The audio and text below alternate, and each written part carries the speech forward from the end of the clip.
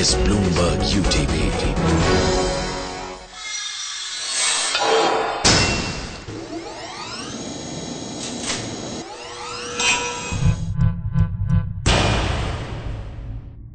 With me today, one of the most powerful legal men in the country, the Solicitor General. He's made history today by becoming the first Solicitor General in India to also become the chairperson of the Bar Council of India. But this man, who's regularly been in the news from the Reliance affair to the Headley case, he comes to this position of efficient power at a difficult time for Indian law. Across the board, there are allegations of corruption, graft, even misuse of power for lawyers around the country. How can he change the situation? How can he better it? That's the big question the country wants to ask this man called Gopal Subramanium. Delighted to welcome Gopal Subramanium on the show. Thank you. And congratulations. Thank you. Let me begin by asking you, the whole country wants to ask you, will we be getting justice in the Headley case, Gopal Subramaniam? I'm confident of getting justice. I'm confident that we are in the right. We are following the correct strategy, so there is no reason why we should not pursue matters logically. We are proceeding in the right direction. In a sense, the big question that we want to ask you, legally, where does India stand? Can we get back Headley to India? Legally, can India do it? Well, as far as legal remedies are concerned, they exist under various international bilateral treaties. It is the subject matter of an ongoing dialogue with the American authorities, and I'm happy to say that there is a great deal of seriousness which is being reflected in the responses, so we should look forward. The advice that you gave the government essentially said that if you go down to the basic of law, because of the extradition treaty between India and the US, India can demand that Headley be brought back.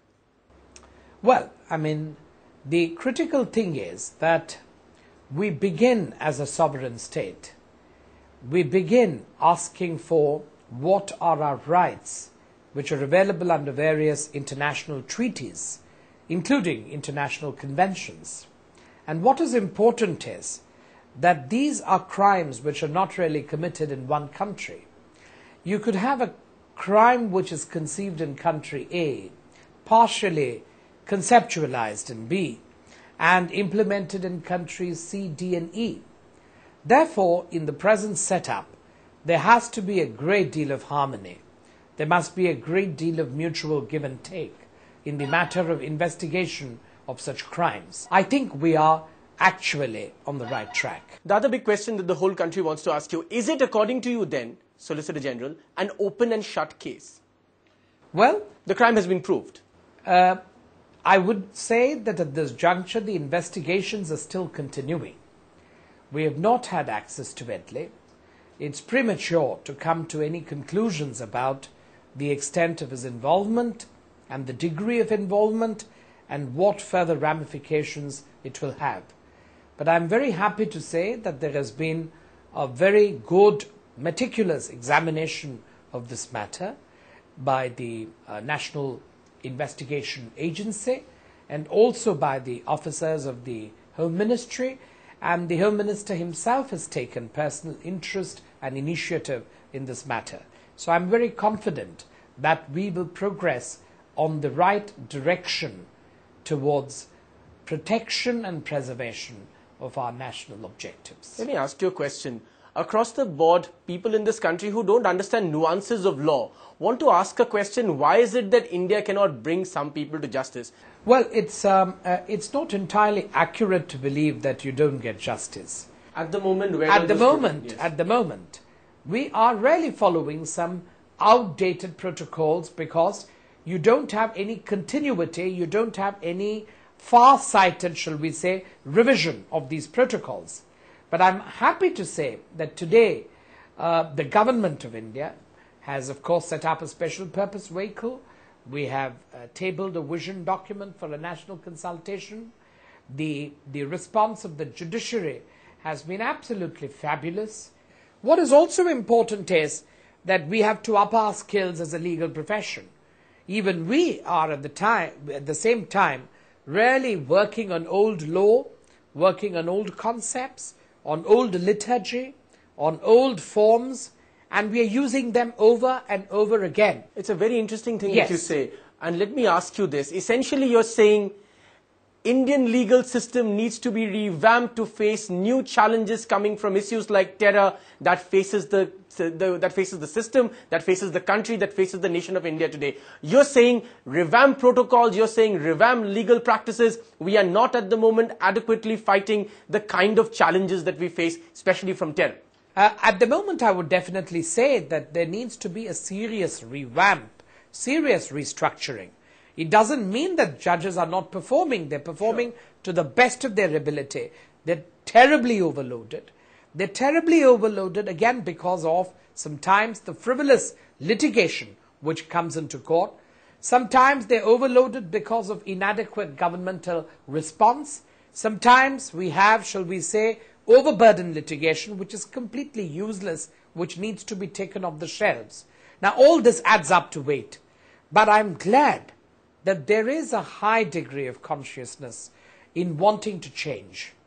The Attorney General, who is my leader and who has greatly helped us in designing and in architecturing the vision document, is deeply committed to change.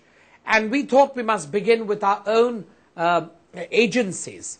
We must begin with our own litigation agency. We're now digitizing the records. We are seeing that they are in retrievable form in the electronic format. We're trying to see that there is total transparency in the matter of payments, in the matter of auditory procedures. So we are trying to engage with this problem. The problem is not one of lack of motive. The problem is one of lack of speed. Now, lack of speed because there are many of us who have to converge with the same kind of desire, the same kind of drive.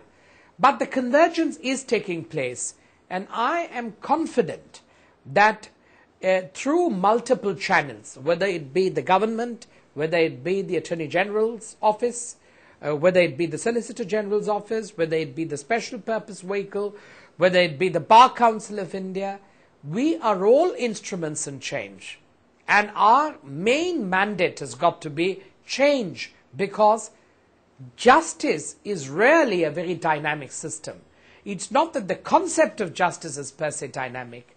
It is that the structural tools in which you deliver justice have to be dynamic. They have to be quick. They have to be swift. They have to be efficient. And they have to address, shall we say, a constitutional aspiration. The right to justice which a citizen wants is something which really is guaranteed to him under the Constitution. Justice is not a fortuitous event. Justice is a constitutional right. We must also remember at this juncture that we are looking at vast sections of society. And I am very happy that the Attorney General and I share this very, very strong concern. Homeless, the people on the streets, the underprivileged, the trafficking in children, the trafficking in women, these are our core issues. How is it possible? Is it possible at all? I'm an incurable optimist.